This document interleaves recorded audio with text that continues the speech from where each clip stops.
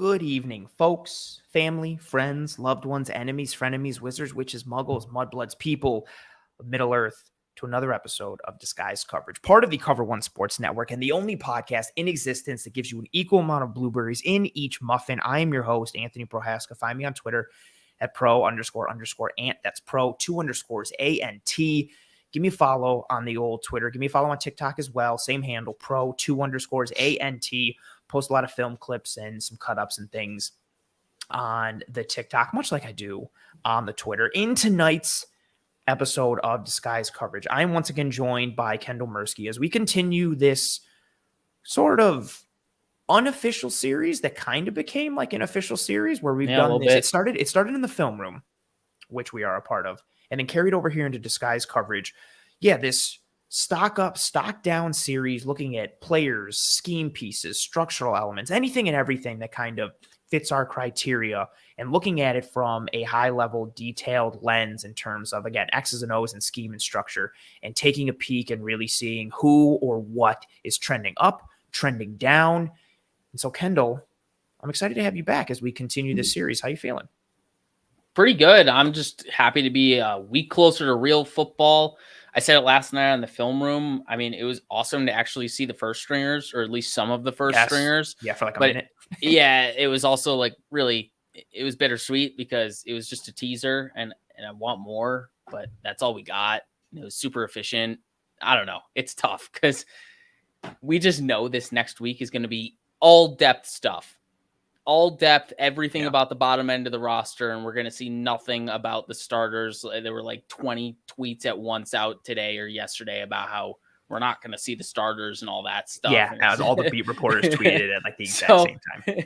I mean, we're not going to see the starters, but there are a lot of battles to be had this week against the Panthers. So I'm excited to see some of those take place and see how the back end of the roster moves and shakes about. But I mean, I'm really excited for week one of the regular season. I want to see me some Josh Allen under center again, because that teaser just wasn't enough.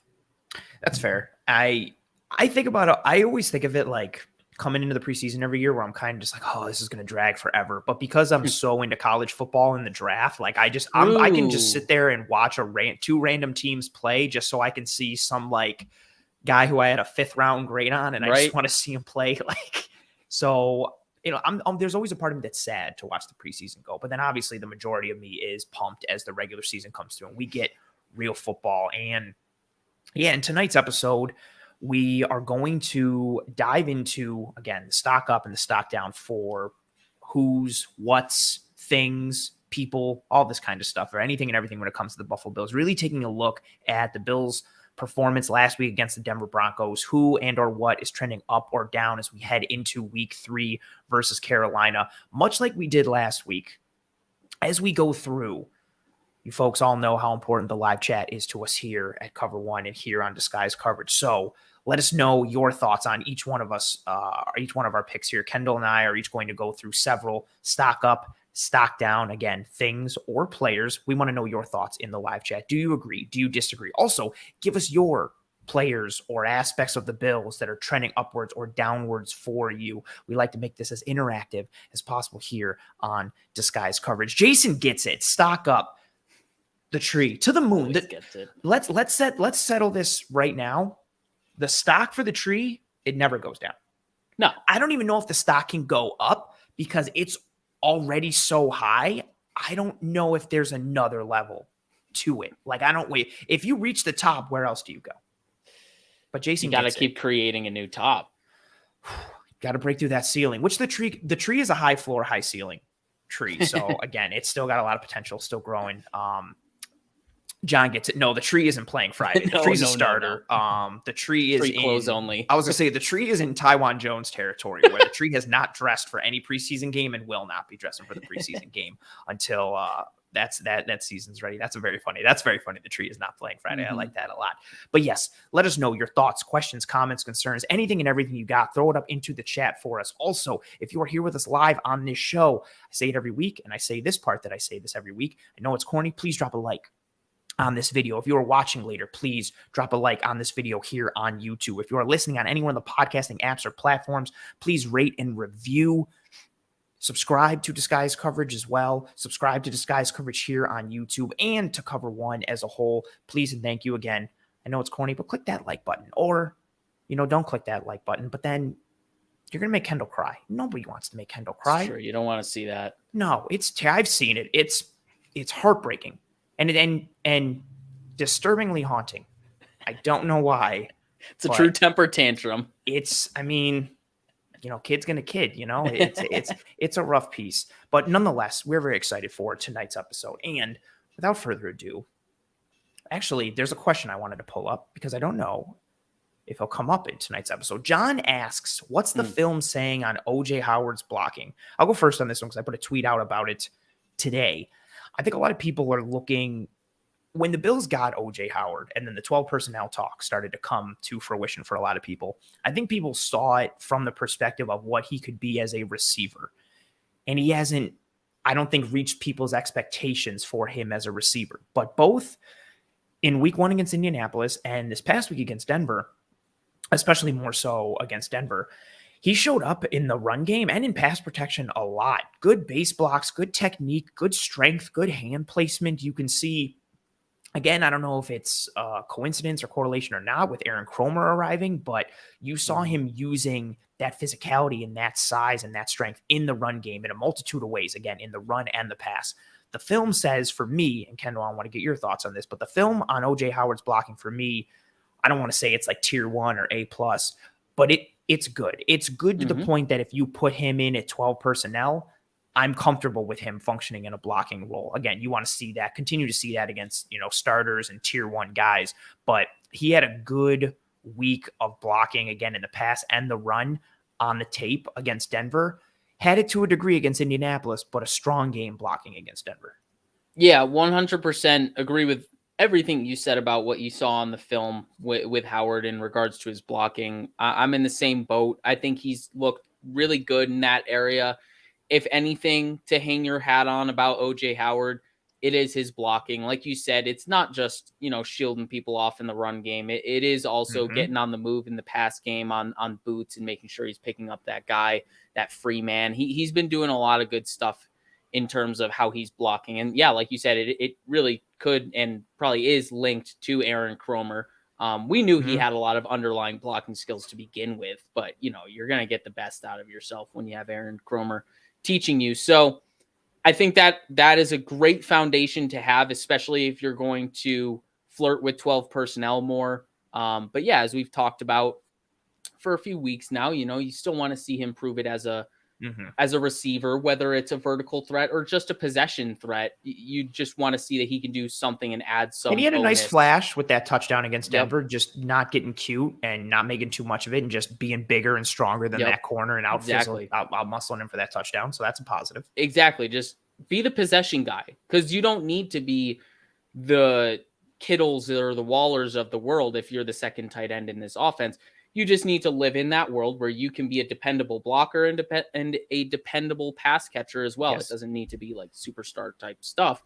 It's just that added role. You need to prove your worth to be worthy of being on the field and taking a slot receiver off the field. And we know how great the slot receivers are in this offense. So yes, I am encouraged by him. Little wink, wink, nudge, nudge. We will be talking about him later. Yeah, I am happy with how he played this past week. Oh, little tease, little foreshadowing. I also like this question from Streeter, who asks, is the run game 100% zone now? And does that basically make us another Shanahan-McVay copy? So I will say with the addition of Aaron Kromer, I think there was expectation for more zone running. I don't think anything is 100%. But no, I think you're still going to see elements of gap, whether it's just simple pin and pulls. But I think you're going to see pin and pulls. I think you're going to see power. I think you're going to see counter. Reggie Gilliam is going to be a piece in this offense going forward. And when they use him, they run counter, they run power. Also, if you saw in that Denver game, they ran duo several times. So that's going to function in as well. I will say that you'll see more outside zone from the Bills with the addition of Aaron Kromer. Also, with the drafting of James Cook, you have that speed and that ability to press the line of scrimmage and then get upfield quickly and take advantage with burst. I think you'll see that as well. But no, I don't think the Bills are going to be 100% zone. I don't think they're going to be 100% anything Ken Dorsey wants multiplicity and diversity and variability within this offense at every level, at every step of it.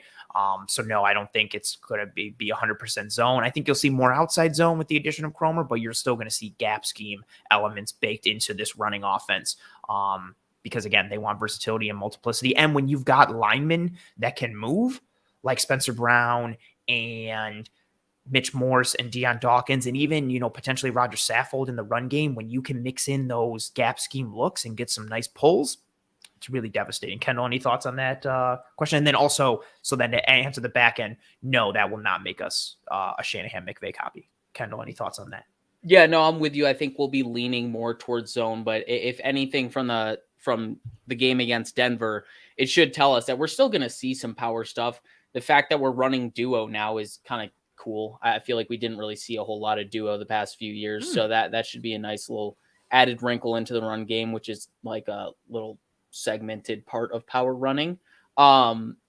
But yeah, no, I think we will definitely see more towards a Shanahan McVay type of zone running scheme, but it's not going to be a carbon copy, like you said. It is going to be slightly different. It's going to take stuff from that, but it's also going to make it tailored to our personnel and, get the best out of our personnel. And like you said, it tailors itself to James Cook, Zach Moss to do more zone stuff, but you want to get the most out of motor and you still want to keep some of that gap scheme stuff. 1,000%. Also, we talked like how like unofficial things becoming unofficial. I think part of like an unofficial thing that's become unofficial with the show is like the intro is also kind of like opening thoughts and questions from the chat that we kind of like answer and break down and do things. I like the comment that you highlighted here in the chat from Jim. So Jim says, explain duo versus gap versus zone. I'll start with gap versus zone. And basically the easiest way to put it is in gap scheme runs, these are, again, your counters, your powers, runs with like, in theory, like pulling offensive linemen or, pulling fullbacks. And it's referenced as gap because you were trying to run to a specific gap or a specific hole. The linemen are trying to open up a specific hole for the running back. The running back has a specific aim point. So this play is supposed to go between the center and the right guard. That's the aim point. So you've got down blocks, you've got some pullers, and they're trying to open up that specific gap. That's where the play is going. Zone, where in gap, you've got specific men you're trying to block and people move. Zone, you're blocking more of an area than you are a specific man. You'll see linemen often stepping in the same direction in unison, and it's zone because you're blocking a zone or an area more than you are a specific man or a specific gap. And then the running back on zone runs, instead of having a specific hole to go to, they have aim points and they have landmarks, but it's more of a choose your own adventure and you flow like water and you just find the lane. It could be front side. It could be a cutback. It could be 2 steps to the left. It could be all the way back against the grain. It could be pushing it further outside than the run intended. It's more, again, choose your own adventure and be like water. Duo is similar to inside zone and confuses people all the time because of how they look. But basically duo is a downhill vertical displacement run. So it's a run right at you type of run. And it's referred to by some as a power run, but power without a puller. It's always run to the tight end side.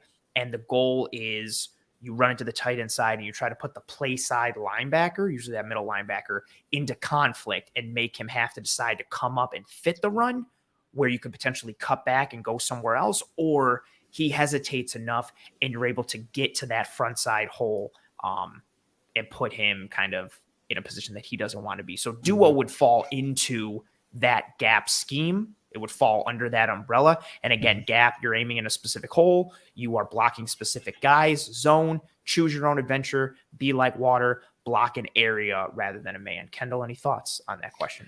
No, not much. You summed it up very well. I think the best thing with gap is it's just somewhere in between that. What is gap and what is zone? Duo. You mean duo? Okay. Yeah, excuse me. Duo is right in between the two. It's going to look a little bit like zone, but you're treating it more like gap because the runner is kind of designed to go through that gap. So it's just that living space in between the two. And duo, similar to gap, they're both heavily predicated on double teams on the line of scrimmage where you need you've got combination blocks by offensive linemen, and then one of them, based on the leverage they've established on the defender that they are double teaming, will then climb to the second level. So you'll see a center and a guard, or a guard and a tackle, double teaming a defensive tackle or defensive end. And then one of them getting off of that defensive tackle or defensive end, moving to the second level, picking up a linebacker or picking up a safety. And that's all based on chemistry and feel and timing. So that's where a lot of reps need to be worked in order to kind of get that feel for one another. But very good question. Very good question. Yeah. Kendall, let's dive into it now.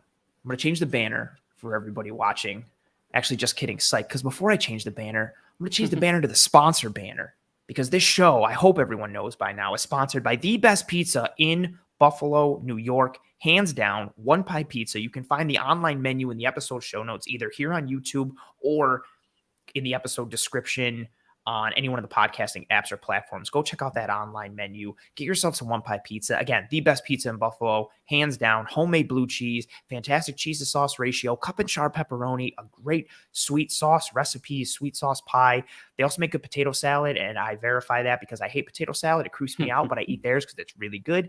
They are tremendous. They also do, like I talk about every week, a lot of good for the community, partnering with Roswell to try and knock out cancer, partnering with the Alzheimer's Foundation and the SPCA. Those are the three that just come to my brain. They also do Toys for Tots around the holidays.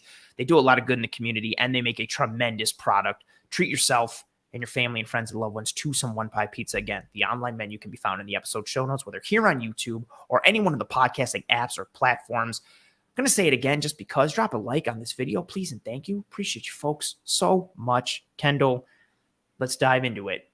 Buffalo Bills preseason, week 3, stock up, stock down. I'm going to let you go first because you're the guest. I cheated for mine, spoiler, but you can go first for your stock up. Who is your to the moon, buy that stock? Who do you got? First, I got to preface this. I cheated on all of my stock ups because literally everyone played well. So it was really tough to group, or it was tough to make it individual based. You kind of had to group it because so many groupings of players and positions played well. So my first one, to the moon, Aaron Kromer, the offensive line, rushing attack, multiplicity. So just 7 things. Just the whole offense is just. That's what I was going to say. So the Bills. No, but last night in the film room, I gave my game ball to the running backs, and I even said it then. The game ball really could have went to Aaron Kromer and the entire offensive line for how they executed. But we're really starting to see the impact that Aaron Kromer has on this offense. From a schematic standpoint and a teaching standpoint to the offensive lineman itself. But you see him getting more out of less and making good look great. He's elevating the play of all of the guys in the blocking rooms, because this also encompasses tight ends as well. The starters looked great, and while the backups had their lumps every now and again, the group as a whole looked so much better than the week before. There were a lot more spots where it was teach tape, and you gotta go back and you gotta reevaluate some things and fine tune some of the teaching points there. And you saw that it definitely worked, but this positively influenced the run game and how efficient the running backs were with their touches, from Motor all the way down the roster to Blackshear and Duke Johnson. The concept, though, of making the Bills offense more multiple, it's been a wish of mine for seasons, knowing that it's this inevitable counterpunch that the Bills offense has to prove that they have if the ultimate goal is sustainable success on offense. It's an inevitable counterpunch they have to throw. You can't just keep beating your head against the wall, passing, even against 2 high looks, even when they're dropping 8 and rushing 3. You have to, at some point, throw that counterpunch. And it seems that now that inevitable moment has kind of reached now in this present moment. So it's awesome to see it come to fruition and really see this offense get that wrinkle of multiplicity. And I'm excited to see how defenses are going to try and combat this, and if they're even going to be successful. So for those of you who don't know, every time we do kind of these lists and these rankings and these thoughts, we always go into them blind. I don't know what Kendall's going to pick. He doesn't know what I'm going to pick. So I didn't throw quite as many things into my number one, but my number one was the Buffalo Bills run game as well. And a lot of it is because of what you said. You need to I talked about it a lot during the season last year, and I've stumped for it this offseason. We've talked about it here. We've talked about it in the film. I've talked about it on Twitter. I don't care. Oh, I like this from Ron. Yeah. Got to force defenses to pick their poison. Yep. I love the Buffalo Bills passing attack, and I love Josh Allen. And this offense will go as far as Josh Allen takes them. This team will go as far as Josh Allen takes them. It is what it is. But I don't care if you're Josh Allen and the Bills. I don't care if you're Patrick Mahomes and the Chiefs. You need some semblance of a running game. And when I say some semblance, I mean it needs to be effective and threatening to the point that defenses have to account for it. 1, you need them to prepare for it on a weekly basis. 1. 2, you need to be able to punish them for giving you looks that are advantageous to the run. This thought was drilled home even further into my brain when we had Mitch Morse on the film room. And we talked about it last night in the film room as well, without Mitch Morse, but we talked about it when we had him on several weeks ago. This was a team last year that got a ton of too high looks on the back end. And so I specifically asked Mitch Morse, I was like, hey, we talk about it from a coverage standpoint, the changes the Bills offense saw. What did you guys see up front that you thought was different versus how you guys were played in 2020? And he didn't pull any punches. He came right out. And what did he say? He said, we got a lot of light boxes. Teams dared us to run the ball. They called our bluff. We didn't execute with light boxes and against these too high looks, and we didn't run well. Like, he came right out and said it. This Bills offense, it opens up so much for Josh Allen if the Bills have a running game. If you have a running attack that can punish defenses for giving you light boxes and giving you too high looks. When a defense gives you a light box and they're playing their safeties back, they are literally inviting you to run the ball. They are literally coming out and saying, we would much rather you do this, so go ahead and do it if you want to. Punish them for doing that, because when you do, it forces them to be like, oh, dude, which do we pick? Do I want to get punched on my right cheek or punched on my left cheek? Like, they're both equal. They both hurt. I don't know which one I want. There's a big difference between that versus being like, do I want to get punched in my right cheek or like poked on my other? There's a big difference. And the Bills down the stretch last year, they had that potency in the run game. They found some success with their gap runs and their pin and pull runs, and they were able to execute time and time again. The addition of Reggie Gilliam back into more of a focal point of the offense, running counters, running powers, it opened things up. Josh Allen is very good in play action. Also, play action is a way that teams create explosive plays nowadays. And when you have when you have a quarterback like Josh Allen with a big arm and receivers who can get vertical, having a successful run game, granted, is not necessary to having a good play action game, but it most definitely helps. All of these things are connected, and a good running game and a successful threatening running game helps Josh Allen in a multitude of ways. And this running game is to the moon with its stock right now in terms of trending upwards because of what we saw against Denver. Granted, the first teamers only played a little bit, but even when it was 2s on 2s and 3s on 3s and 4s on 4s, you saw the Bills executing the little things, executing those detail pieces, making Denver pay for giving them light boxes and playing them with too high looks, even to the point that Case Keenum checked in to a run from a pass because of the front and the coverage shell that he was presented at the line of scrimmage. That's a big thing. And yes, maybe it's not as sexy as getting 15 yards a clip through the air, but if you're rolling off 6 to 8 yards a clip running the football with your running backs, not Josh Allen, I know, right? Not quarterback powers and disclaimer. Not scrambles, because I want that as a part of Josh Allen's game, but it's so much easier for him to be able to just, cool, I can take this play off and just snap the ball and hand it to my running back and let my running back do work.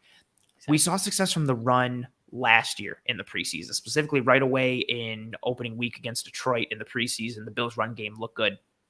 Didn't carry in to the first part of the year. We didn't really see a lot of success in the non-Josh Allen aspect of the running game until after the Tampa Bay game.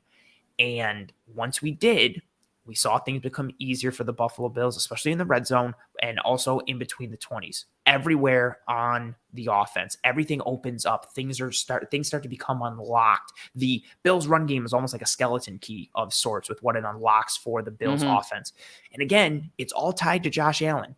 And this doesn't mean 50-50 run, 60-40 run. It doesn't mean anything. But the Bills having a successful ground game in whatever way it comes if they're running out of 11 personnel or 10 or 12 or 21, having another piece that defenses have to account for is a huge thing. And it's tied to the thing that we're going to see defenses play the Buffalo Bills with this year. You're going to see more 2-high coverages. You're going to see more zone coverage. You're going to continue to see light boxes because teams are going to treat Josh Allen and that passing attack as the primary threat, which they should, rightfully so, very understandable. But when teams are trying to prevent that so much, there's only so many resources you can allocate. And if you're allocating so many resources to trying to stop explosives and verticality in the passing game, you make yourself vulnerable to underneath, potentially an intermediate in the passing game, but definitely in the run game. And then you combine that with, what do you want to do to these 2-high defenses? You want to still be able to press them vertically and attack over the top, or run them out of those 2-high looks. And when I say that, I literally mean run the ball so effectively that they can't afford to keep those 2 safeties back there, or they can't afford to have a light box, or they can't afford to stay in nickel and they have to bring a third linebacker on the field. And if you can do that to a primarily nickel defense, now all of a sudden they have a guy seeing more reps who doesn't normally see all those reps. Is the defensive menu still available to the entire team now because they have someone in there who's maybe not ideally in there based on what their base personnel or packages and nickel defense?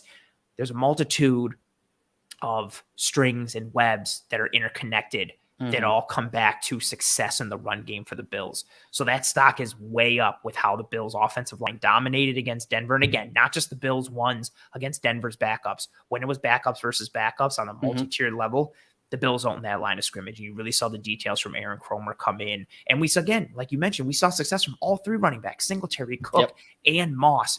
Very, very encouraging to know that the Bills have that capability back there and that they have a pivot. That's all you need. You just need a pivot to the passing game.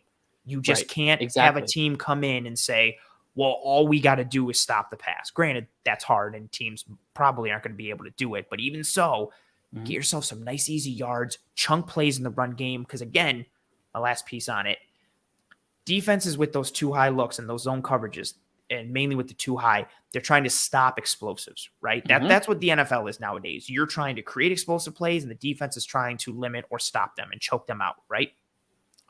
But a lot of that is they're playing back and playing with 2-high looks because they're trying to stop those explosives down the field. So if you can create explosive plays in the run game or the short passing game, you're still winning that battle. If teams are so concerned about getting beat over the top for 20 yards and you're able to run the ball and get 8 yards, 12 yards, 5 yards, 14 yards, or bust off some 18-yard runs like Devin Singletary and James Cook were against Denver, that's still part of the explosive aspect of an offense. And people may not see it because it's not in the passing game, right? But it's still a huge threat.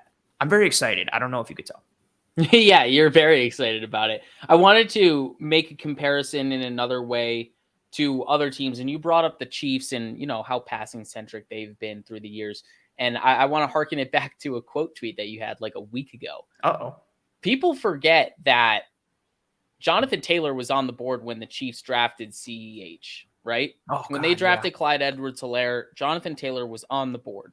Now, I want everyone watching to ask themselves, would they be more scared of the Chiefs if they had Jonathan Taylor in the backfield? That would be insane. And if your answer is yes, you have to ask yourself why. And that answer is multiplicity in their offense. It lessens the predictability that you walk in as a defense knowing, all right, we got to stop Patrick Mahomes, we got to stop Kelsey, and we got to stop what used to be Tyreek Hill. But you throw Jonathan Taylor in the mix and you got this like 18 horse headed dragon that you got to somehow defend, and you don't know what's coming at you and when it's coming at you. Insane. So that's kind of the thing here. It's not even necessarily about the highest tier personnel and, you know, getting a Jonathan Taylor, but it puts it in its most basic terms of showing when you have an elite talent at running back and you have elite talent in the passing game, it makes you very, very difficult to defend. Yes. And although the Bills don't necessarily have an A1 running back, as long as they have a competent and efficient running attack, it keeps defenses honest. And that's really the goal that we're getting so excited about here. Yes. Keep defenses honest, and it also funnels back to my rock, paper, scissors theme for this entire year. You don't know what's going to happen with an opponent. Maybe you come up against an opponent that is so strong in pass coverage that it's advantageous for you to just beat them with the runs. Okay, cool. So you need a run game. Or I don't know, maybe in the playoffs where you are probably going to have some game in Buffalo or in Kansas City or in Cincinnati or in Baltimore where weather can be not favorable and maybe it doesn't favor the pass. You need to have a pivot and be like, well, it's cool. We can go with this other part of our offense that really works for us. There's no downside to having a strong, successful running game. And the Bills starting to have more detail and nuance to it. Very, very positive, very choice, very, very, very encouraging. Kendall, I kick it back to you for your number 2. Do you want to now for your number 2? Are you also going to list like an entire side of the ball or the entire roster? Or are you limiting it more on this one? How far are you cheating now? I'm cheating, but it's a position group. It's just one position group. I mean, you did last week, so I'm just getting mine in. Yeah, but this is my show. No, I didn't. Oh, yeah, I did, but it's mine. Yeah. Sorry, the rules are different. All right, so my number 2 stock up. It's the tight ends, the tight end group. Really? I was really, really happy with what I saw from the tight ends. And a lot of it does stem from OJ Howard, but it's really buoyed by OJ Howard and Quintin Morris. Those two. Quintin Morris had a good game. Yeah. So obviously this is another extension of Aaron Kromer and how great he's been with the tight ends and teaching them how to block alongside that offensive line and how important they are together. Because obviously when they're lined up in line, they're part of that offensive line. They're part of the blocking scheme. So it's very important that they got their heads screwed on straight and they know their assignments and all that. And they showed that. They certainly showed that this week. But specifically going into a player by player basis, OJ Howard, clear bounce back week. Obviously we talked about that touchdown, going back to the first week, kind of going outside of his comfort zone, trying to be too cute with his route and be crisp in his route running. But like, that's not what he is at this point in his career. He's just bigger and he's stronger than dudes. So he needs to act like that.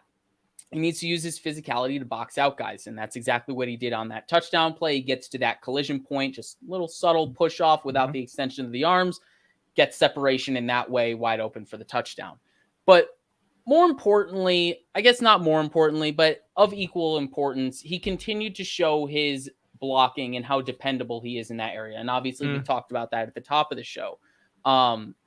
He's so competent in this area and he's so dependable in this area that it allows you to feel confident about rolling out 12 personnel and that you're not necessarily going to lose to that extra linebacker that the defense puts on the field in a run situation. You feel like you can get that hat on a hat and you're not necessarily losing matchups across the line of scrimmage.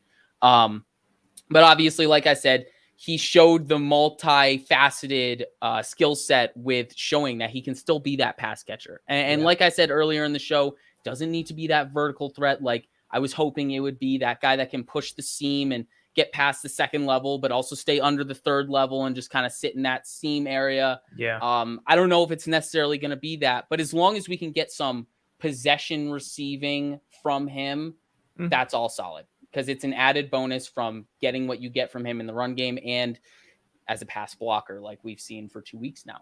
But more importantly, Quintin Morris. Quintin Morris has put together 2 very solid performances back to back. In game 1, it was a lot more about his receiving. You think about that fade ball with the excellent release off the line of scrimmage.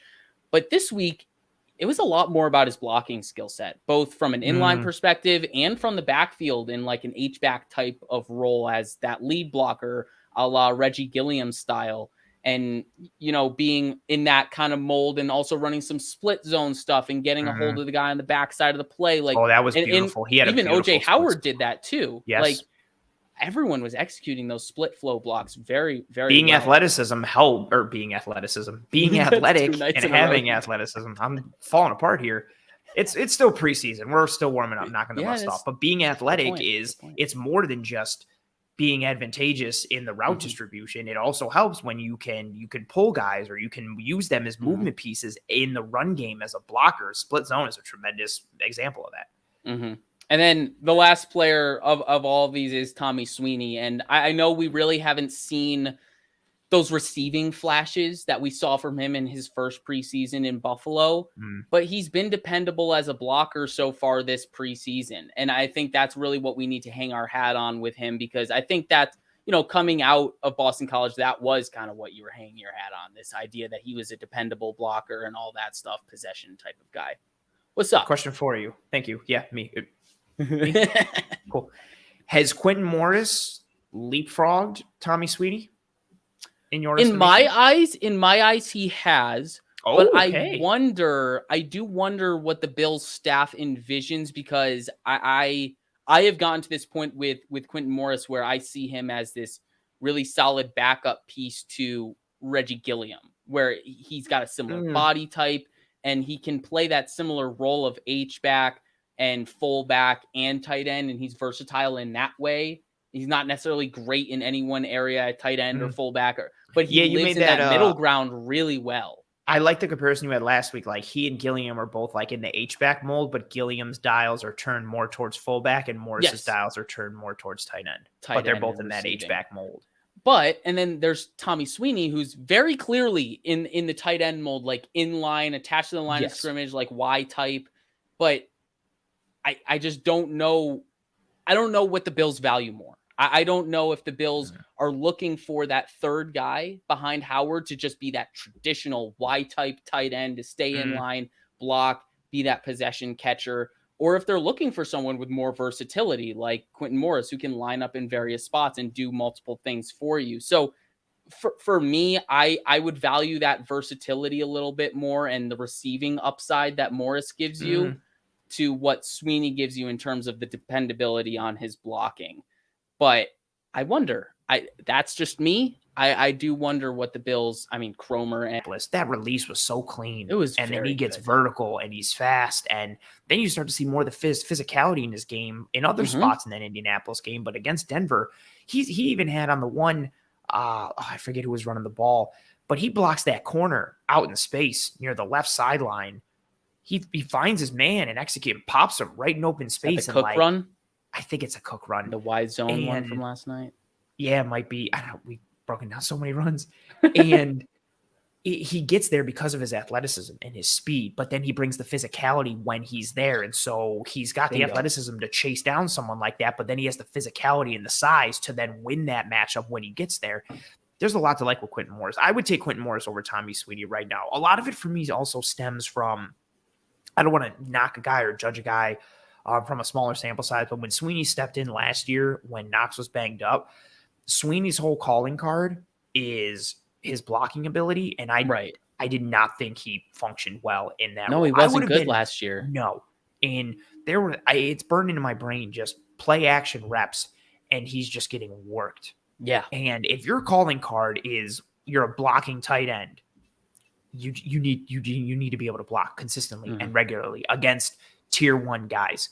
And granted, maybe him getting forced into that role isn't ideal for him, and maybe it forced him into some matchups that don't favor his skill set. I think that's all well and fine, but if it's down to that third spot, I would rather have someone with a little more upside in Quintin Morris, especially when paired with Dawson Knox, who, knock on wood, is shipshape, and then even OJ Howard, who, again, I don't think he's going to be as sexy as people wanted, right? But he gives you some formational versatility, and he gives you a known quantity as far as a floor. And I think that's fine, right? I think if you've got Howard and Sweeney, you potentially have 2 lower end receiving pieces. And I don't think Sweeney's blocking dials are turned up enough for me to omit the receiving. Correct. It's not. Whereas Morris, I think there's upside, and I like the mobility, and I like what I've seen on tape. Again, even against backups, I don't think Sweeney has looked as good against the backups as Quintin Morris has. And then you also have the upside on top of it. I feel bad. I don't want to rag on Tommy Sweeney, but like the 2 calling cards for him are like his blocking, and he's not a great receiver, but he has very good hands. And I forget that for the first game in for Knox, he drops a pass and he's getting beat on the edge nonstop. And I was like, oh, this is fantastic. I got to stop because we got a super chat from Jessica. 1, thank you very much for being here, Jessica. 2, thank you very much for the donation and the super chat. Jessica says, guys, oh, I like this. Are you looking forward to the Rings of Power? Oh, and she's from the hometown of Aragon, played by Viggo Mortensen. And she's hoping it's the same quality of the movies. We can change it for a quick moment here. I feel like they really drew out The Hobbit, I feel like it didn't need to be that many movies. I'm not as high on Lord of the Rings as I once was. I am looking forward to Rings of Power. I'm a big fan of anything that just dives more into that world. That's cool that you're from the same hometown as Viggo Mortensen, though. Fantastic. I am looking forward to it. Kendall, are you? You going to nerd out for it? No, I knew this was more your alley than mine. No, I'm only like you're disappointed halfway through like Lord of the Rings stuff. Well, and that's from like way back when. Like I haven't seen a Lord of the Rings movie in like 10 years, and that might shock some people who think. I mean, plus they have that PG-13 rating, so your parents aren't letting that in the house, and then you can't see it. No, there's violence, there's swords, there's orc blood, and that's a no for Kendall. You gotta. Of course, the orc blood is what did it in. Yeah, you gotta cover those baby eyes. You can't let them see the orc. No, but yeah, I wish I could speak to this. I am excited for Rings of Power, though. Yes. Jim says he's never seen Lord of the Rings. What are we? I'm not that far gone. What's going on? Even just off the basis of like, what? Jason says it too. Never saw any of the Lord of the Rings movies. They're on like TNT like every weekend. Yeah, it's so true. They're all the time cable. Every time. Like TNT or TBS. Like if you just close your eyes and like scroll, there's a chance you're gonna find one of the Lord of the Rings movies on TNT or TBS at some point. I did not know this. Viggo Mortensen was born and went to school in Watertown. I didn't know he was born there or from there. Interesting tangent. Last week it was Capri Suns. This week is a little bit of Lord of the Rings. I like that. The tight end grouping did not make my stock up list, but I am high on Quintin Morris after last week. We talked about him in the post game after the show, like from an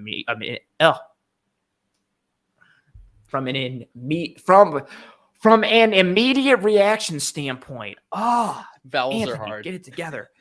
Words. Am I right?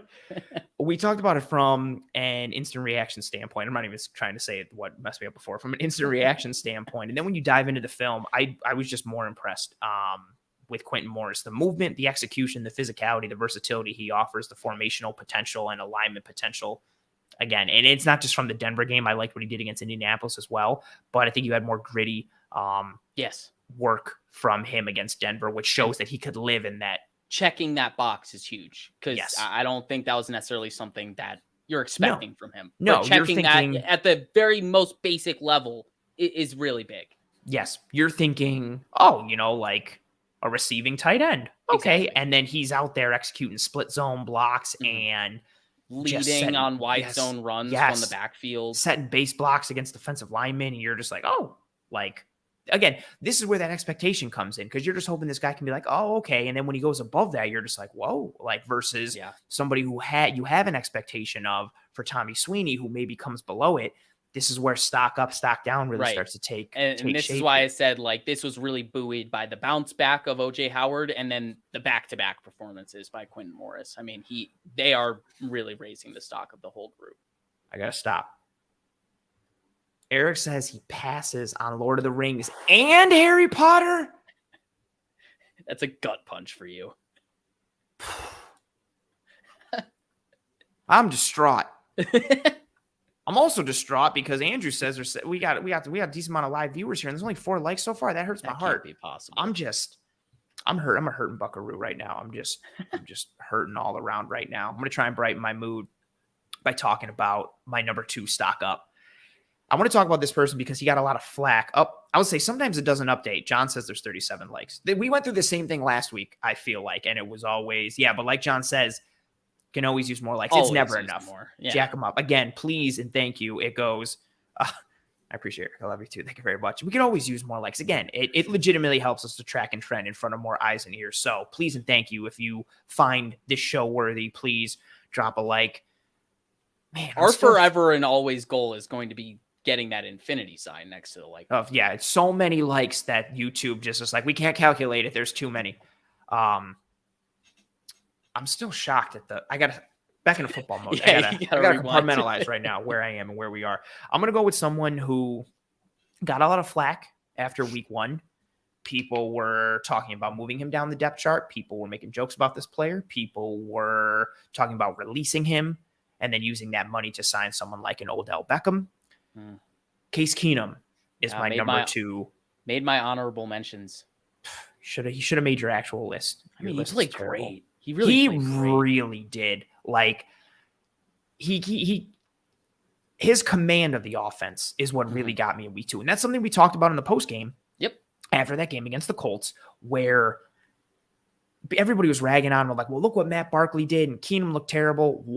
Actually, before we even get to the command of the offense piece for that game, in Indianapolis, the offensive line was a liability in every way, shape, and form. And not just when it was the Colts first teamers against the Bills second teamers. When it was 2s versus 2s, 3s versus 3s, that O-line was getting blown up left and right, and it was a problem. Keenum had no time. He had pass rushers coming at him every which way. It was not an ideal situation, let alone, again, guys getting comfortable with the offense, getting that feel, getting that command.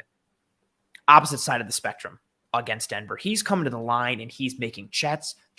He's making alert calls. He's adjusting things on the fly. Again, like we talked about, they adjusted out of a pass to a really successful James Cook run because of what Case Keenum saw when he came to the line. There's that throw to Diggs off the play action, the one where he stacks the corner, fakes the post, and then gets back outside.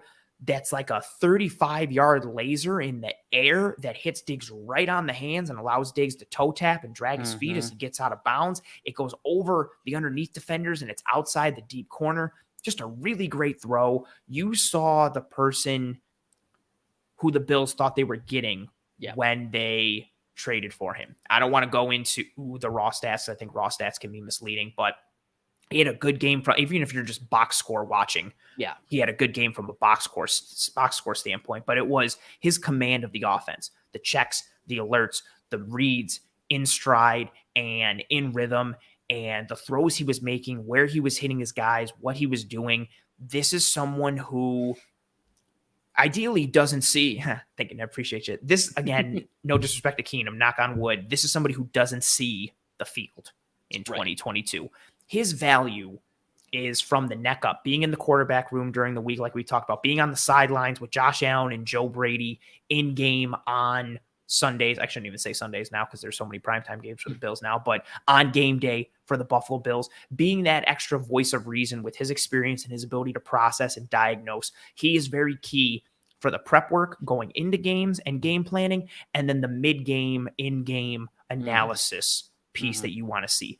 But it's nice to have some semblance of a security blanket, some semblance of a safety net at quarterback. He doesn't have the athleticism, but this is somebody who's won games.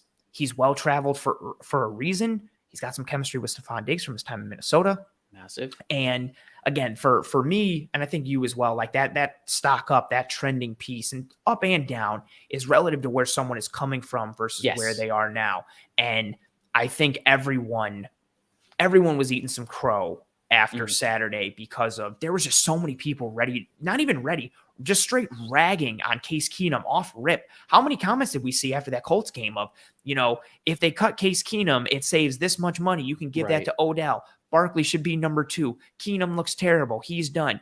And then he comes out and he executes from a mental standpoint, from a progression standpoint. And then also he's throwing some darts around the field and making some legitimate NFL throws, which is again, hopefully it's not needed, knock on wood, but he showed why he was traded for. Again, not even signed. He was traded for. The Bills gave up an asset to acquire him. That wasn't just a financial asset. They got him for a reason. I think in that Denver game, he showed why, and he's a big time up for me in my number 2 here. Yeah, 100%. He made my honorable mentions list for everything you said. And the drive that really sticks with me is that 2-minute drill drive where everything was going right until it wasn't, and then everything was going wrong, and it felt like Murphy's Law with like 3 or 4 penalties in a row. And then you luck out with one defensive penalty, and he's got everyone going back in the right direction. And that's how we got to that O.J. Howard touchdown. You forget about everything that happened in the middle even of the execution, he gets someone to jump off sides on that 3rd and long, and then hit Shakir behind the corner, which is a staple in this offense for years. That little nuance of like, oh, okay, let's flirt with them here, get this little offsides neutral zone, and then free play out of it. Yeah, Josh Allen. That's like the old Aaron Rodgers special that Josh Allen is incorporated into his game. But again, that's a savvy move from a veteran QB. Like we're down in terms of down in distance. We're back up we're against the chains here and not a great situation. Let's try and cheat a little bit and see if we can help this out. Oh, boom. At the very least, we got 5 yards. Let's take a shot. Execution leads to a touchdown. Great heady play from a heady mental player. Exactly. Yeah. Seeing that it's really great moving forward, and hopefully he can build on that and he can stack another performance going into next week, because obviously I think we're going to see him a whole lot against the Panthers. And that, going back to conversations we've had this offseason, this is why you get a guy, because you're hoping you never see him in the regular season, like you said, but really the main thing is making it easier to evaluate these depth pieces. And if he can do it in game 3 against the Panthers, that's where you're going to get the bulk of the evaluation for a lot of these guys really fighting for those last roster spots in whatever position group. So hopefully he can stack a performance on another and make those guys look good and make it difficult for the front office. Played well. And you mentioned the point again. I should have mentioned this, but something we've said all offseason. Him being a stabilizing factor at quarterback makes it easier for you to evaluate the periphery weapons, the running backs, everybody, because it's expected that he gives you that known quantity and that known floor, which makes it easier it removes variables and it isolates variables and allows you to better evaluate Khalil Shakir and Isaiah Hodgins and Quintin Morris and OJ Howard and whoever have you that is playing with those second and third team units that Case is commanding and leading. So yeah, big time stock up for Case Keenum. Now we move on to your number 3. So again, we're doing our top 3s here for stock ups.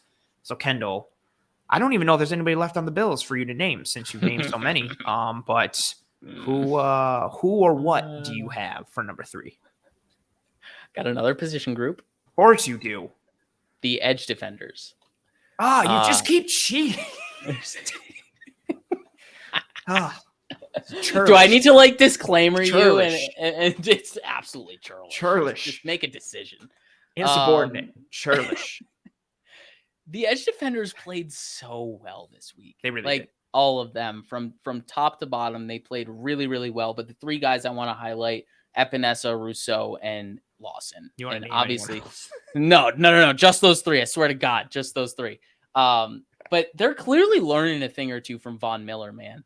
All of them seem to be showing more of a plan and just mental planning to know what they want to do each play. And I feel like that's something that's been lacking, where, you see a guy go up there and they're just like, I'm going to do this move. No matter what I see, I'm doing this move. But instead, it seems like they all have a plan where it's like, I want to do this move, but if I get this from the tackle, then I'm going to counter with this. If he does this, I'm going to use my hands in this way. So they're doing things early on that they set up and use later. They're playing the long pre-snap con stuff with everything they're doing. Wrestling terms, there's some very good long-term booking that the defensive end and the edge grouping has. Exactly. 100%. So with AJ Epenesa, I mean, it's funny because the play I think about is that hands to the face play. Where he gets face masked? Where he works through it. Going. And that happened 2 or 3 times in the game, which I didn't realize until I got into the coach's film. And the refs missed it every single time. They missed it every time. But he worked through it every single time, which is honestly kind of what we knew of him coming out of Iowa. I mean, he was just this gritty guy who's going to do anything it took to get to the quarterback. But now we're seeing more of that pass rush plan, more of that hand usage, the violent hands. I mean, he may not have really showed up on the pressure column. He might have shown up once with 1 pressure, but he showed viilent and active. He showed up with pressures on film. I don't care what his stats on says. film. Exactly. He may not have been charted for 1, but he sure got the quarterback thinking about him. But those active hands and violent hands, not only did he have those, but he paired it with really good footwork to set up those tackles to try and get around the outside shoulder. I saw him kind of setting up the outside move with an inside stunt. And I mean, did you guys watch the game? I mean, the whole team is up. For those listening only, someone commented and said, so basically Kendall's stock up is most of the team. Appreciate you, Jason.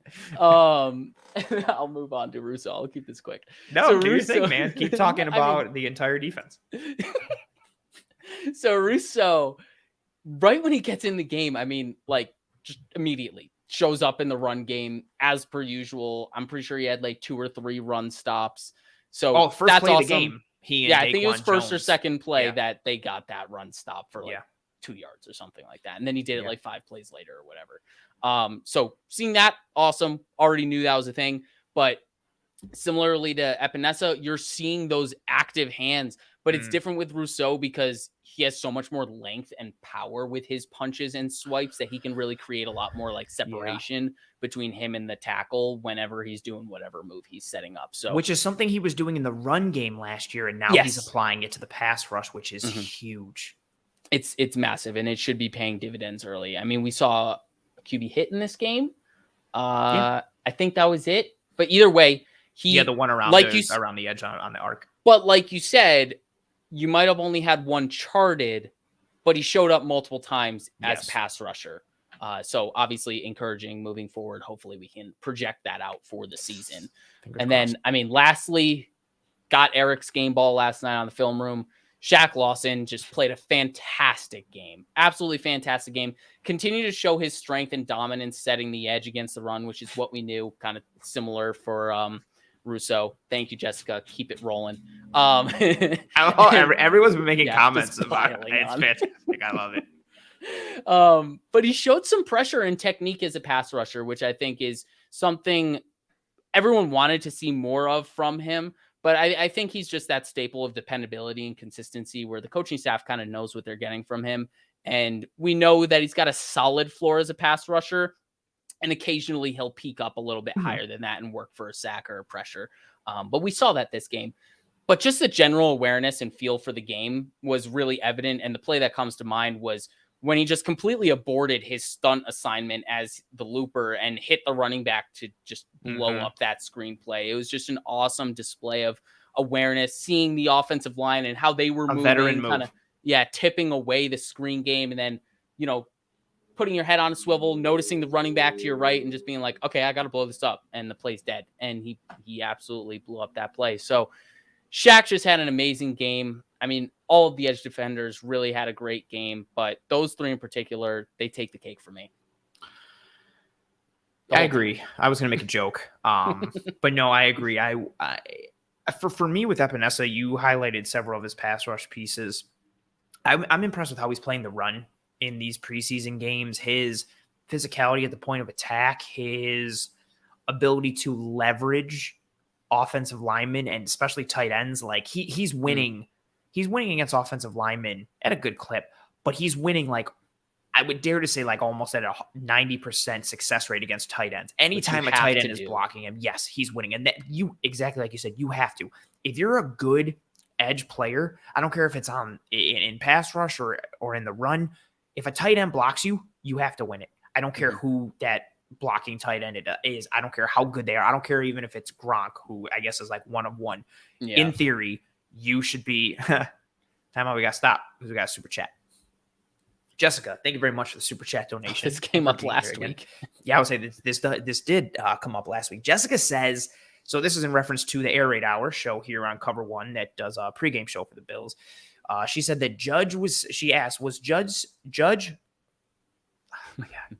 Sorry. Jessica says, was Judge saying Shaq? That's a tough thing to say, in all fairness to me. Kind of. Jessica says, was Judge saying Shaq was going to be cut in the pregame for this week? I believe he mentioned something about it. Kendall, do you know any more detail? I know he referenced Shaq Lawson potentially being a cut candidate. Yeah, I didn't see it live, and I still haven't even seen the clip, but from what I've seen of what he said on Twitter, it was more like he put him on hot seat. He put him on notice where he was like, where things currently stand, it looks like Mike Love really has a chance to push him. And then with this kind of game, he quickly dials back, and it's just like, I mean, look at how he played. I mean, but obviously going into that game, I think it was fair to kind of question that and be like, do the Bills want to see more from Mike Love, someone who's been with the team for a long time? But I think obviously it was evident right off the rip from that game where it was just like, yeah, Jessica comes in and says thinks it was a lot more. I haven't seen the clip, but I would say from what I've seen, from what I've seen on Twitter from Judge in response to it, that's all I can gather. I would have to go. I think for even just to go with it. So I'll talk about AJ Epenesa on the back end, but Shaq Lawson was my number 3 stock up as well. And Yeah, except I, adhered to kind of the rules and didn't just name everybody like some other people that are on the show. But whatever, it's cool to each their own. Do you? No judgment. This is a judgment-free zone. No worries. I never thought, even after week one, I never thought Shaq Lawson was a serious cut candidate. And I say that now, watch him probably get like cut at the end of this week or something like that. But just the role that he occupies for this defense. Man, Jessica's going in. She says that Judge said that he was saying he thought Crowder was gone too. Oh, man. He's going in on just everybody. Check out his 53s. He can be a prisoner of the moment sometimes, which I think happens to people from time to time. Recency bias does that. That'll do that. But with Shaq, I never saw him as a cut candidate on this team, and it's because of the role that he occupies. One, the veteran presence amongst the edge defenders. You've got a lot of potential in Gregory Rousseau. Even I would still say with AJ Epenesa, and then there's some with Boogie Basham as well. But you're looking at those guys. AJ Epinesa is in his third year. Greg Rousseau is in his second. Carlos Basham is in his second. And then you've got Von Miller. You've got a seasoned vet and Hall of Famer and one of the best to ever do it at the position. And then a bunch of young dudes who are super unproven in a variety of ways. Gregory Rousseau is the most known quantity amongst those young guys. And what he's known for is the run defending piece. Right. So you've got questions about his pass rush productivity. You've got questions about Epenesa and Basham as a whole. The Bills bringing back Shaq Lawson was a move to add some veteran presence and stability to that edge grouping. And when you combine that with his skill set and the role that he occupies, that run defender, that ability to set the edge, that ability to work inside and just maul tight ends and tackles against the run. We saw that time and time again against Denver. He looked like a guy who, again, no disrespect to anybody on Denver. He looked like that first team guy that was in against the second and third teamers and was just like owning he had the one drive where he made 3 plays in a row. He including the third down stop where he reads the little screen and jumps and deflects the ball in the air and it's potentially, about to get picked. I got to stop because we got another super chat. Thank you so much, John, for the super chat. Appreciate it. And he says, great hosts and hats off to the chat. Everyone is so knowledgeable. I learned so much. Thanks to all. I would say that is something I'm very appreciative of here when it comes to Disguise coverage, especially the regulars and even more the new people that have started to tune in these last several weeks and several months. Got a really great energy and atmosphere, and the engagement that you folks all have with us and then with each other in the chat. Really encouraging to see as the host of this show. So yeah, and awesome. Thank you for being here, John. Thank you for the super chat and really nice comment. Well deserved. Yeah, you saw Shaq just dominate mentally, awareness-wise, physically. He's got violence at the point of attack. He's got a grittiness and a grind factor to him that you don't know if you have that in AJ Epinesa or Boogie Basham or even in Gregory Rousseau. He was the other known quantity for me coming into this offseason that you had. You in theory know what Von Miller is going to be. Gregory Rousseau is going to give you solid run defense piece, but you don't know what he's going to be from a pass rush productivity standpoint. And then you have Shaq Lawson, who you alluded to, not sexy when it comes to pass rush. He's not going to get double-digit sacks unless he potentially falls into some, but he does the dirty work. He's good on spikes and stunts and twists and different things from a pass rush game perspective when you're running 4 or 2-man games from a 4-man front.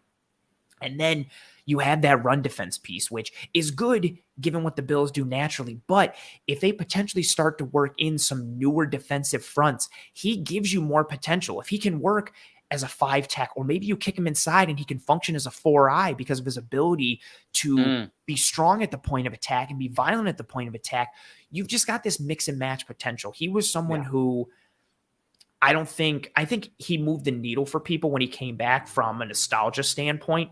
But I was excited to have him back just because of the role that he can occupy for this team and how it's needed. You need, when you're a defense that is a nickel defense like the Bills are, and you use light boxes like the Bills do, and you've got linebackers who are fast and free flowing, but someone like Tremaine Edmonds, whose strength is not stacking and shedding and taking on offensive linemen, you need your defensive front to keep your second level defenders clean. Bingo. Shaq Lawson is a big move towards that. So for me, he was never a cut candidate. And I think this past game against Denver, you really got to see a lot of that from him. And again, what's nice is he was playing a ton of snaps, right? Imagine how much better he could be when he's in a defensive line rotation with all these other first teamers for the Buffalo Bills. Then you're getting a fresh Shaq Lawson who can come out and you just say, shut down that edge completely with 100% of your effort because you're fresh and you can go up against guys on the offensive line who are not as fresh. That's where that rotation and the hockey line change style of games and scheme that the Bills run up front on their defensive line starts to come in handy and benefit. And yeah, it's a really encouraging thing to see the way that Shaq played on Saturday against Denver. And again, I think it speaks to the reason why he was brought in. And I think it speaks to just a lot with him. The veteran presence, the savvy, and the role that he plays. We saw it showcased against Denver. I think it's a glimpse of what we'll see. He's a known quantity, and I think an important quantity when it comes to this Bills defensive line. So yeah, stock up for me. If we're going overall, especially from like a sample size standpoint, I don't know if anybody on the Bills, offense and defense, flashed more than Shaq Lawson. I think that's Denver. Absolutely fair. Like I genuinely would have to struggle to find someone else just because of how much he was on the field versus how much he flashed. He had both quantity and quality, huge, strong game from Shaq Lawson. He showed up big time, I think. And if there were doubts for people on whether or not he was going to make this team, I think he quieted those doubts and kind of stamped them out. And you got a glimpse of the role that he'll be occupying for this Buffalo Bills team. And that's stock up, which is fun. But now let's shift to potentially the downside of things. We got some stock down aspects. Let's take a listen to Kendall. Kendall, what do you got for stock down? Especially coming on the heels of a game where, like, all jokes aside, almost everyone and everything is stock up. So we really had to stress to find some stock down, whether it's groups or aspects or players, because you're taking 2 back-to-back games where there were a lot of positive performances, and especially against Denver where almost everyone was, firing on all cylinders. Yeah, my my first stock down is Baylon Babylon Spector. Don't even say the Baylon. Just roll with Babylon. I don't know. It got you. Good. People aren't going to know. They're going to be like, you hear these 2 idiots mispronounce him Baylon? Babylon. They keep calling him Babylon. I thought he still looked all right, but coming off the game he had in week 1 in the preseason, it's really hard to keep your stock trending upwards. So I'm not sure his overall stock is like down or below where he started coming into this preseason, but it's trending downward because he had such a great performance in the first game. So, I mean, he still showed physicality in the run game to take on climbing offensive linemen. That's good. This is good, Babylon. About Spector. Yeah, that's good. Well played, Ron. Well played. I like that. So he still showed that ability as early down linebacker to stuff the run and take on offensive linemen, be physical, all that stuff.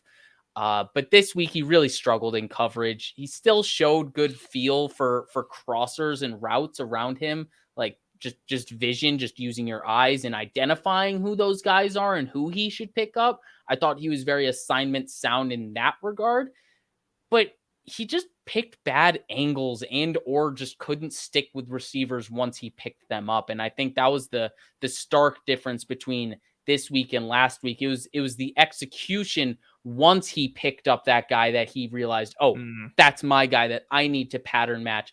That's my man in just man coverage, whatever it is. Last week, he was sticking with them more confidently, more in the hip pocket. This week, he was taking bad angles to pick up those crossers and got himself out of position, got himself out of phase. And I thought that was the big thing driving his stock down for me this week, just seeing the drop off in what he was doing in coverage from the first week to the second week. And obviously I talked about it last week. He didn't have ball production in coverage last week. He just looked more comfortable. He was more sticky. He was in that hip pocket more. This week, you could see a lot more separation in anyone he was guarding. And that was really what stood out to me. I think this was a week. He was on my list as well. He was number 2 for me in stock down. I think this was a game where you saw the limitations start to manifest, and you saw part of I think after week 1, especially riding off the high of Khalil Shakir and Christian Benford, and then Spector had a good week. I think he was getting lumped in for a lot of fans, and they were coming down and be like, oh my God, like the back end of this draft, you've got Shakir and you've got Ariza and you've got Benford and now Spector. And which is fair. I get like riding the emotion of it, but there's a reason usually why certain players go later in the draft, and certain players have limitations. And I think you saw the athletic limitations of Spector show up this week. He looked like a guy who is at best maybe like a depth linebacker and a special teams guy. Like I think you nailed it with coverage. He had some struggles in coverage in week 1 against Indy, but not too many. I thought he was in good position a lot of times. And that's, I think, what's unfortunate with him when you look at him, because you can see him diagnose relatively well. Exactly. He just doesn't have the physical get it to be able to make the plays. And I think that's what's so frustrating. Like, but again, that's how you have to succeed. Even in college, like you have to have some semblance of athleticism. But even I think by college standards, he's not an overly athletic guy or even athletic guy. But to be able to play for Clemson and do what he did there and compete like he did and like they did, you have to have some plus capability and some plus trait. And I think a lot of it comes, between the ears for him. And like a couple of people in the chatter mentioned as well, I think also you juxtapose Baylon Spector, his game. Man, that's such an awesome name. I'll never not enjoy saying it. When you juxtapose it with someone like Joe Giles Harris, who I thought had a really strong game. Again, his ability to set the edge in the run, his ability to function in coverage. He had a couple hit stick type hits in the open field on some receptions. Giles Harris looked well. Giles Harris flashed last year in the preseason as well. And I thought he flashed against Indy. Thought he flashed again against Denver. But you see with a guy like Spector, and again, we're splitting hairs here because there were a lot of positive performances coming out of Denver. But I think, with a guy like Spector, you saw the limitations present themselves. You saw why, okay, maybe this is why he was a later pick. Okay, maybe this is why, teams didn't take him earlier, because of these hurdles that he potentially has to overcome and may not be able to. But again, it's one game. I think it'll be very interesting for him based on what he's able to do against Carolina, because I would imagine him getting a ton of work against Carolina, and we'll see what he's able to do. My number one, again, splitting hairs, and I don't even think like I have a 1, a 2, and a 3, but I think they're all like relative. And again, I think we're really splitting hairs. My number 1 was Kaiir Elam. And I don't think he's like down. Like I'm not here saying like he's down. I'm putting Benford over him and Dane Jackson's definitely over him. 2 things really hit me. I referenced both on Twitter a couple times, and then tweeted some stuff from Cody Alexander from Match Quarters that went along with it. He used a 2-hand jam twice and just put himself horribly out of position. Led to a penalty where he grabbed the face mask, most like he did against Indianapolis, against Alec Pierce. He didn't get called against Indy. He did against Denver. Just kind of putting himself out of position and putting himself in a disadvantageous spot because of the risk that he's taking and the lack of technique that he's operating with. And again, I think this is all to be expected with Kaiir Elam. I think him being taken by the Bills and the positivity around it is the hopes of what you can mold him into and coach him up to be. But he does have some tendencies that you're going to have to break, some negative ones. And first and foremost on that list is that grabbiness. And we saw it manifest itself. And again, if you're playing more press man, odds are you're going to get beat at some point. If you're a physical corner, odds are at some point you're going to grab someone, you're going to get flagged for something. Like it's just the law of averages, and you're increasing the probability size. Goes up. You're increasing the opportunity. It's going to happen at some point. But his technique was a little off. I'm not a fan of 2-hand jams in general. They cause you to lose your platform. They can lock your hips. You're put in a disadvantageous spot, and then you're chasing. Guys can get behind you. And both times he did it, he went for it. And the receivers who, again, not to knock anybody, these aren't starting caliber receivers. Just a quick swiped his hands. Like you could almost like see them be like, fool, like swipe his hands and then get right by. And again, this is a good comment from Ron saying, he's a rookie. It's going to take time. The best thing is we probably don't need him to start immediately. And again, I think all that's fair, especially the first part of this comment from Ron. It's going to take him time. I'm not sitting here saying like we had a problem and he's not working out. Exactly. Yeah, not that. But seeing that type of, again, seeing those bad habits continue to resurface over and over again, it would be nice if we started to see more cleanup from them. Yeah. But he had some other successful coverage reps. So, shout out to him on those. And again, he qualifies into my stock down. And I also think some of it is because, again, it's a week-to-week thing that we're doing this exercise for. I thought he had a really strong week 1 against Indianapolis. And so seeing him, I don't want to say regress, but kind of get back into old habits, into those old negative habits against Denver was a bit disappointing, especially considering, again, when he was shining against Indy, it was coming against Alec Pierce and Michael Pittman Jr. and top caliber receivers. And then he comes into this game and he's playing a lower tier of receiver, but he's making mistakes that you shouldn't be making against those players, especially after not making them the previous week and also not making them in the previous week against a higher caliber of opponent. So a little disappointing again. Don't pull the plug and freak out. This isn't like an emergency scenario. But for me, a little disappointing and thus the, falling into this stock down bucket. So that was my 1. Babylon Spector was my 2. Spector was your 1. Who's your 2? My 2 is Kaiir Elam. Oh, really? Okay. Yeah.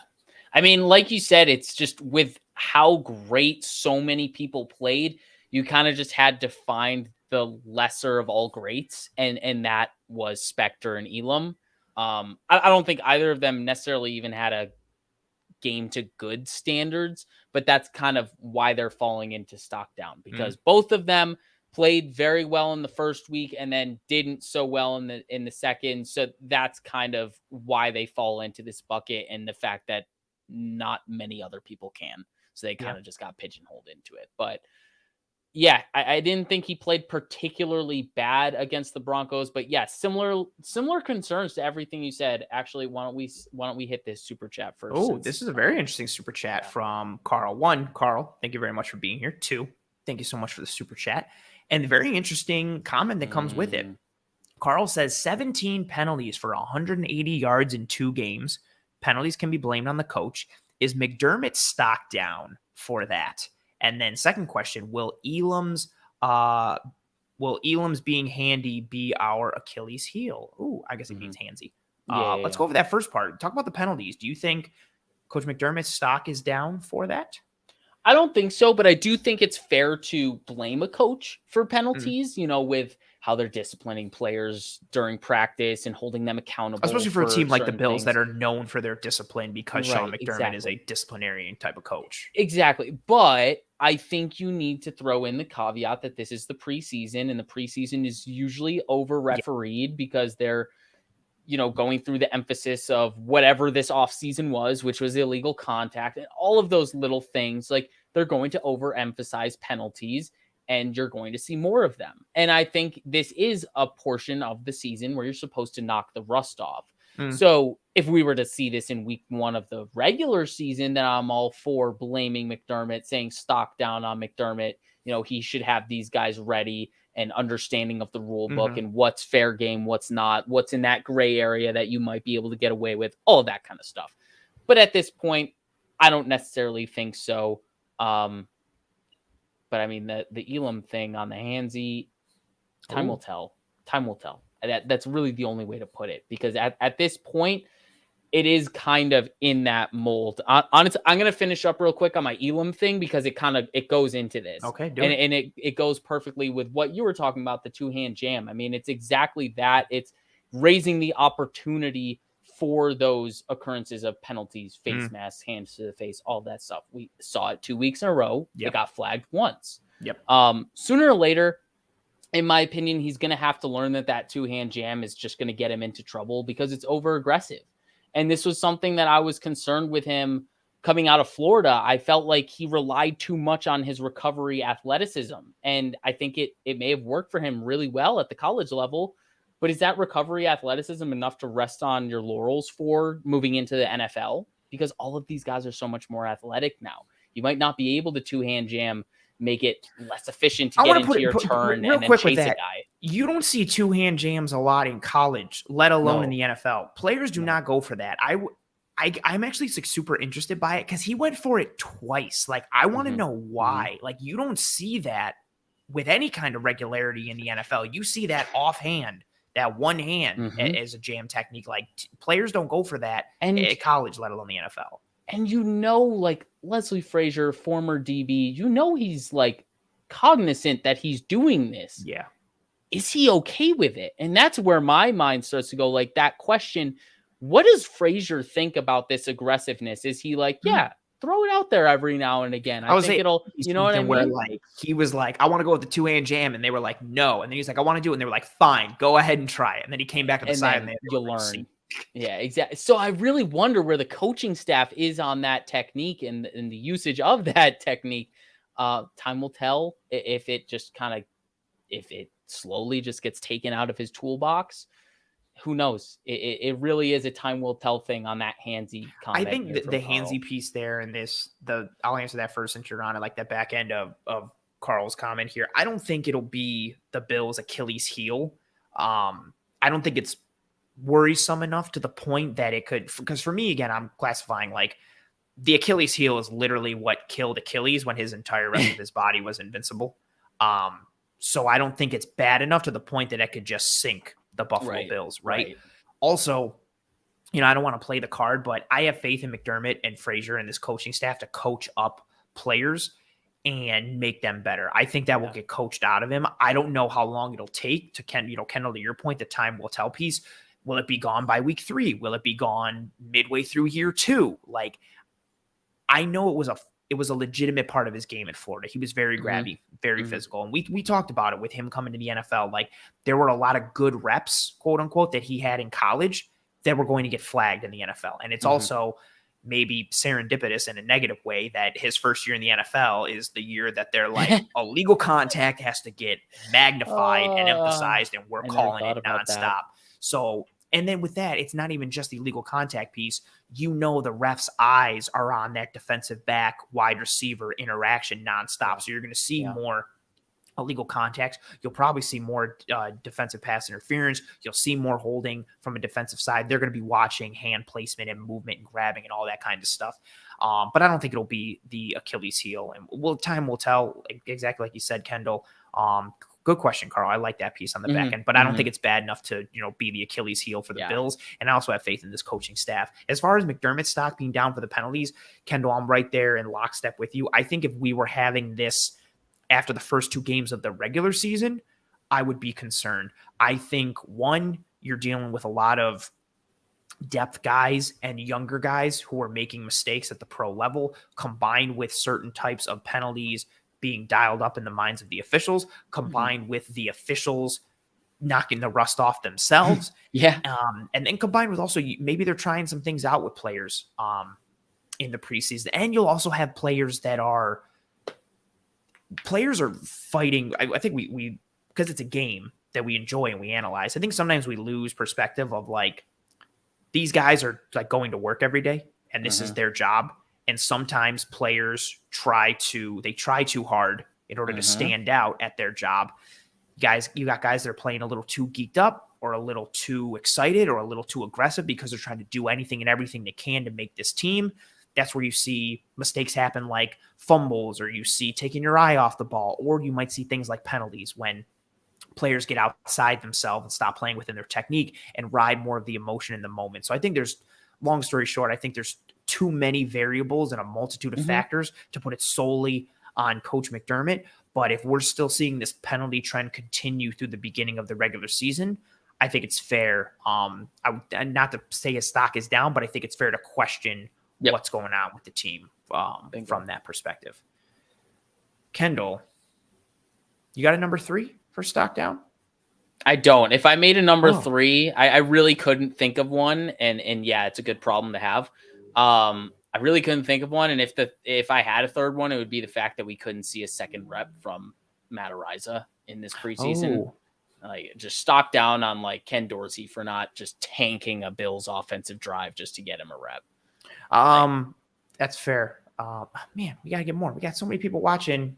Not the equal amount of likes. I'm gonna keep throwing up all these comments because you folks are all tremendously supportive. I keep seeing people coming in saying not enough likes. So I'm just gonna keep throwing them up. Thank you so much.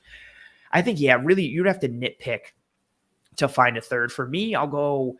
I know special teams coverage has been mentioned. I think a lot of that.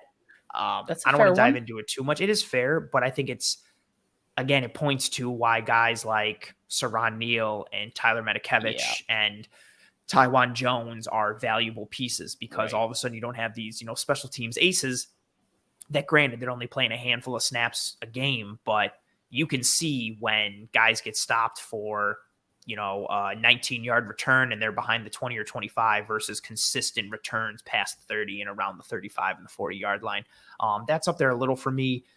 And again, especially considering like the Bills are trying to get more of these younger guys and these depth guys work on special teams, and seeing it manifest in a negative performance on that side of the ball and that phase of it was a little disappointing. I think for me, one who, and yeah, exactly to Ron's point here, like all of our best special teamers haven't played 1,000. I think that's why you saw some coverage issues. But nonetheless, it is some stock down for players in that way. Like, I don't think Isaiah Hodgins, his stock is down. From a special team standpoint, it is. Like, when you watch his special teams film, it's not what you would hope for a guy that you're trying to get to make the team because of maybe he can potentially add something on special teams. Like, his receiving ability is his calling card at this point, but it's not strong enough to have him make the team solely because of that. So you're like, okay, can he add some special teams value? He was not performing well in special teams. And I think that could be said of several of those types of guys who are trying to provide and prove value on special teams.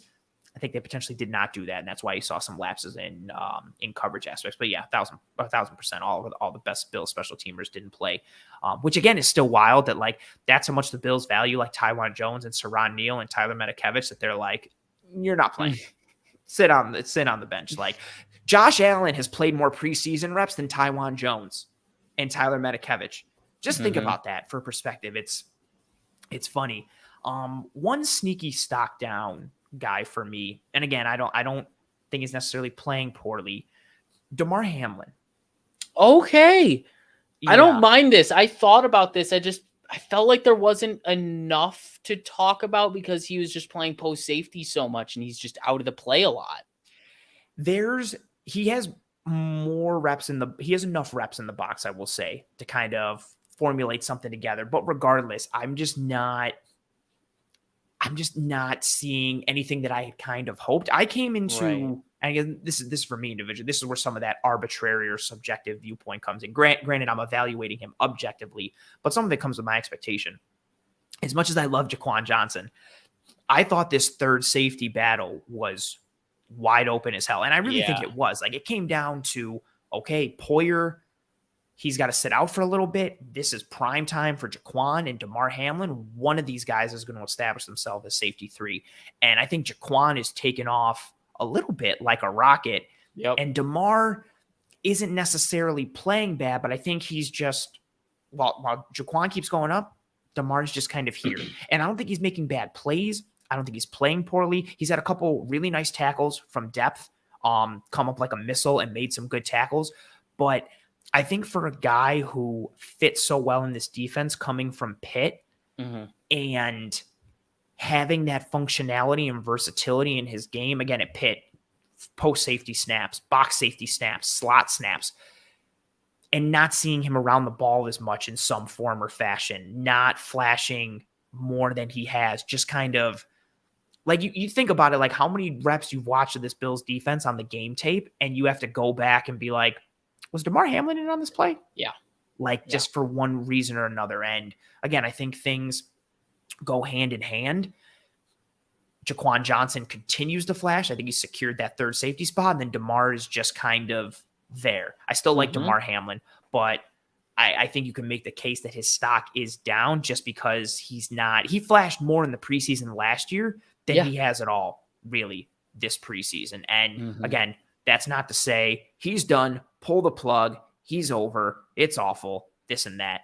But I kind of expected a little more, especially when you juxtapose it with the trajectory of some other players at his position, or again, someone like Dane Jackson, who was a good fit for this defense. Similar, granted, he's a corner, not a safety, but came from Pitt, had experience in this defense before he even got to the pros. comes into the NFL, he starts making plays from the jump in regular season games. I think you're not expecting to see that necessarily from Hamlin, but it would be nice to see, again, some more pro-ready type of plays from a guy who there were some, higher expectations for from a depth perspective. But again, that's me really like, I'm really trying to squeeze some blood from the stone to like find a stock down just to be able to like have 3. But yeah, that's from me there. What I wanted to pull, this was a cool question. The question is, with the limited snaps of the first team defense, have you seen a difference in how Tremaine Edmunds will be used against the run? He made a good play versus the screen versus the Broncos, definitely did, but wondering your thoughts. Kendall, I haven't, and I read this earlier, and so I have an answer already. Would you like to give an answer first, or would you like me to? No, you got it. I personally, I haven't noticed much of a difference, so I'm curious what you have to say. I think with, exactly to the point there with the limited snaps of the first team defense, we don't necessarily know, but I think in looking at how the second team defense is played, I think you're seeing more occupying of blockers on the defensive line from the Bills defensive linemen, again, with the second team. And if we're going to project what you see on offense and defense in the preseason, granted, it's not, teams aren't putting themselves out there on the preseason. They don't want to put anything on tape that can be used against them come the regular season when the games actually matter. But teams are using their base plays on offense and defense. They're using the stuff that they install in the first week of camp. So the things that you're seeing still have some relevance because they're foundational building blocks and pieces. So that's when you start to look at the techniques, the alignments, the formations, the calls, like not necessarily high level pieces, but you're looking at the building block pieces. And I think if you're doing that for the defense, again, this is projection, but I think you're seeing more occupying again of offensive linemen by defensive linemen. You are seeing Andre Smith and Joe Giles Harris and Terrell Bernard to a degree, and even Spector, you're seeing them be able to make plays because they're running sideline to sideline free. Spector's had more stacking and shedding, but even he's able to get in the backfield because he's coming through free. Andre Smith's had a couple plays like that. I think it's an indicator. Again, this is also paired with the additions we saw on the Bills defensive front this offseason. I think you're going to see more scenarios where Edmunds and Milano, by extension, aren't going to have to take on blockers as much. I don't think you're going to see them doing the 2-gapping responsibility where it's just the scheme to allow a guard to get to the second level and Edmunds has to engage and then make a play. I think you'll see more occupation of occupying. God, occupation's a job. What is going on tonight? Sorry, falling apart. I think you'll see more occupying of offensive linemen and maybe not as much penetration from the line of scrimmage, more of like a gap and a half type where you explode and you're aggressive out of your stance, but you're not fully committing and trying to get through. You are playing a gap and a half. You have your primary responsibility. You also have a secondary responsibility. You're not trying to take yourself out of position, and you're also trying to stay strong at the point of attack with the idea of letting second and third level defenders come through and make plays. It's a huge piece I'm keeping my eye on because I think it really could unlock Tremaine Edmunds and Matt Milano by extension, because you've got 2 rangy, fast, athletic linebackers. If they don't have to take on blockers and stack and shed, like, goodness gracious, what can you have with your defense? Plays to their strengths. 1,000%. And yeah, he made a good play on that screen. But exactly to the point of the question, because we've seen limited snaps on the first team defense, I think you have to go and extrapolate that information from the second and third team defense, look at their scheme and structure, and then potentially project off of that. So I think you'll see, more gap and a half type of style, not necessarily explicitly that, but more of that idea of letting the linebackers and second level defenders play free. Kendall, thoughts for this week against Carolina? What are you looking for? What do you got your eye on? What are you going to be focusing on as we come down to this game against Carolina? I mean, a lot of back end of the roster stuff. I am really curious how that linebacker battle is going to go. I've talked about this for a couple of weeks now. Given the Andre Smith suspension, I'm really curious how that gets baked into the decision-making process for Brandon Beane and the rest of the front office. That's a funny one, Justin. Yeah, Justin's comment for the audio only. Justin says, stock down on us signing Odell Beckham Jr. But yeah, so I'm very curious about the linebacker battle because of that suspension to Andre Smith. I'm curious if anyone plays, marginally good enough, does that sway the decision making process at all? Obviously, wide receiver Kumaro versus Hodgins. If that competition is even really Kumaro versus Hodgins, or if it's more just like anyone else going to step up to play special teams good enough to allow the Bills to keep Hodgins as the sixth wide receiver.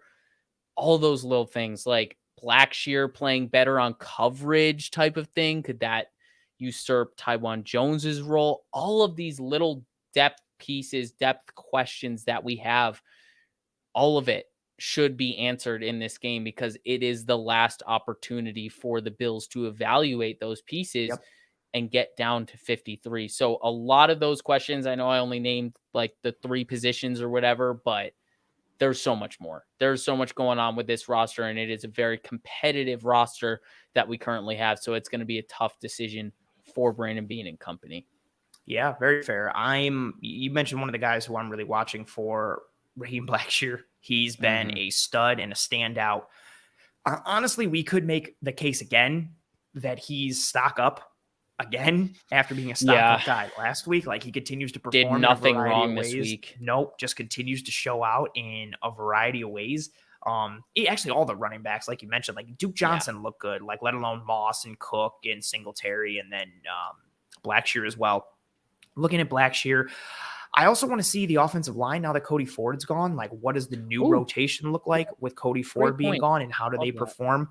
Really strong performance against Denver. Do they continue to operate with that attention to detail and the same sort of technique pieces that we started to see flash with some consistency and sustainability?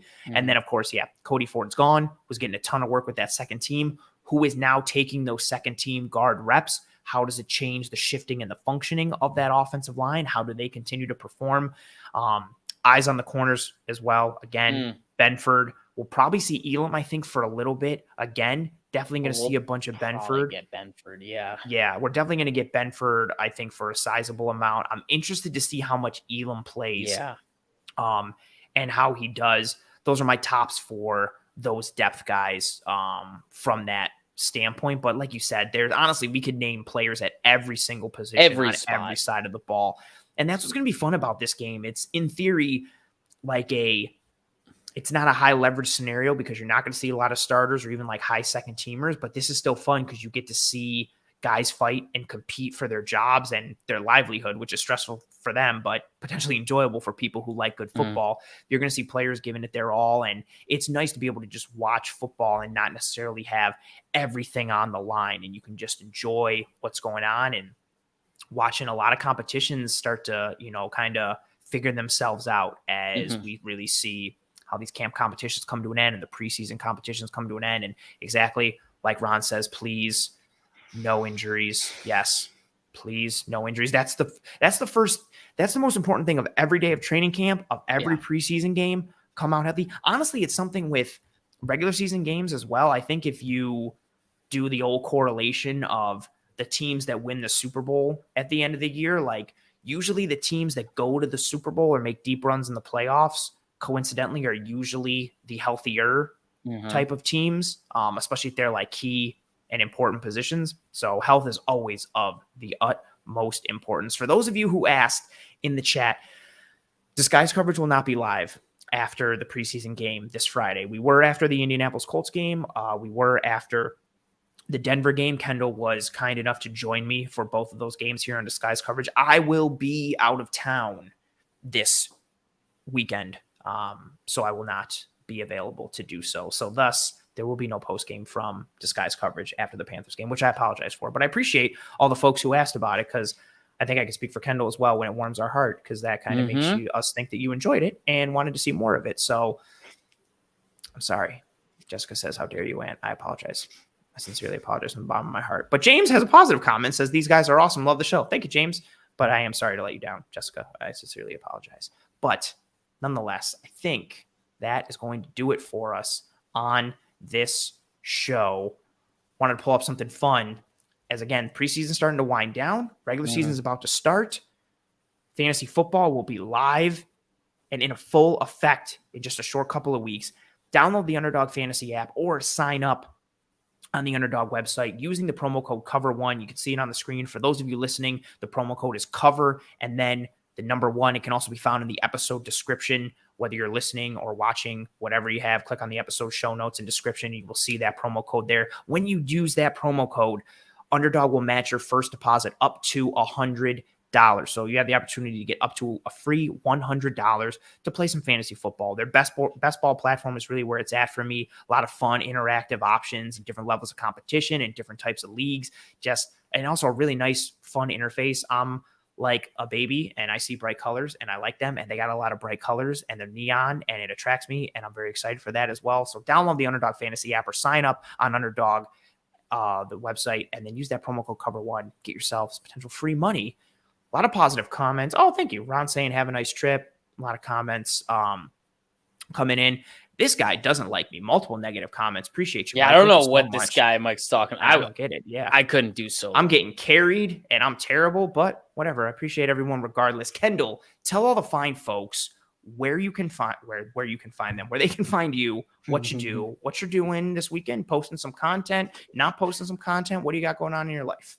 I mean, content's probably going to be pretty slow. I'll be watching a lot of college football and doing a lot of charting for Sports Info Solutions. That's starting up shortly. I think I got Iowa as my team, so I'm going to be watching a lot of Iowa this year. But you can follow me at Mirsky Kendall on Twitter.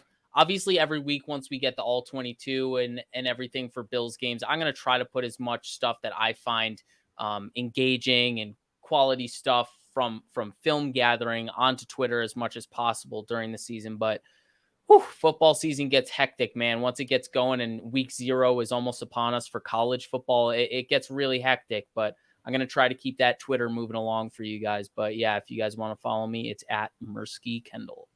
Very appreciate. Oh, this is a good comment. Bill says the tree could go solo. I mean, that's if anything, we're probably holding the tree back. Yeah, kind of ashamed of myself. Oh, Mike says he's just joking. He dialed it back. You can't tell things like that through chat. Yeah, man. You can't tell sarcasm through chat, man. And that's multiple comments you made. I was like, well, this dude Mike hates me, so it is what it is. But to each their own, man. Everyone's not for everyone, but I appreciate you regardless. Kendall, I appreciate you for joining me again for this, official series that we've kind of made. And I think I might be incorporating into a long-term, segment here on Disguise Coverage. I like this stock up, stock down type of thing. And it's kind of our brainchild that we came up at the film room, and it's made its way over here. So thank you very much for joining me again. And again, you are fantastic. So I appreciate your insight, your knowledge, your preparation, and all that kind of stuff.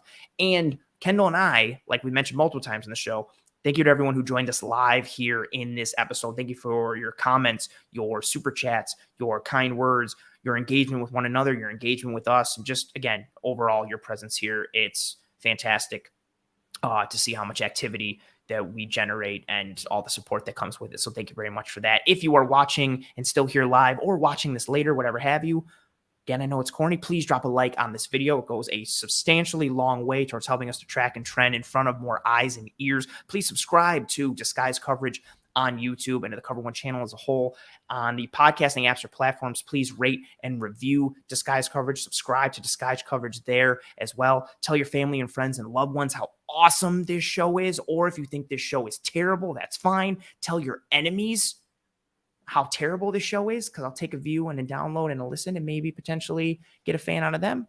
To each their own. We appreciate you folks so much. We hope you and your family and friends and loved ones are all doing well, staying safe, taking care of one another. I will see you next week for another episode of Disguise Coverage. Again, no post game after this Bills-Panthers game, but you will get a bunch of film from Kendall and I over the weekend. You will get a film room from Kendall and I on Tuesday, and the Disguise Coverage will be live and in full effect next Wednesday, live at 7 p.m. again. Take care of one another, be kind to one another, and as always,